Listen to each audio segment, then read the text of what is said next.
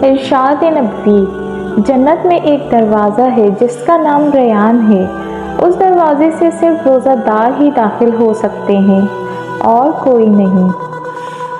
فرمان مصطفیٰ: مجھ پر درود پاک پڑھنے سے بروز قیامت پل صراط کی تاریکی میں نور ہی نور ہوگا۔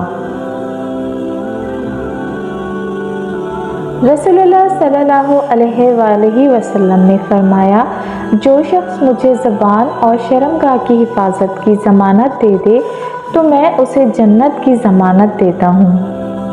اللہ کے نبی نے ارشاد فرمایا، میری شفاعت میری امت کے اسی شخص کے لیے ہے جو میرے گھرانے سے محبت رکھنے والا ہو۔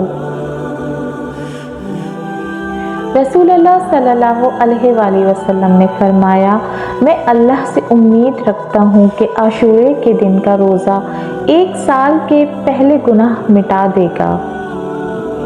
رسول اللہ صلی اللہ علیہ وآلہ وسلم نے فرمایا، جس نے حسن اور حسین رضی اللہ عنہ سے محبت کی اس نے مجھ سے محبت کی، اور جس نے ان سے دشمنی رکھی اس نے مجھ سے دشمنی رکھی۔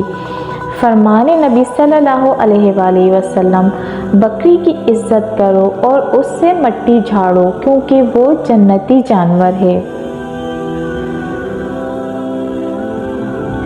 رسول اللہ صلی اللہ علیہ وآلہ وسلم نے فرمایا، ایمان کے 4 شعبے ہیں، ان میں بلند ترین اور سب سے اعلیٰ شعبہ لا الہ الا اللہ اور سب سے ادنا شعبہ راستے سے تکلیف دہ چیز کو ہٹانا ہے۔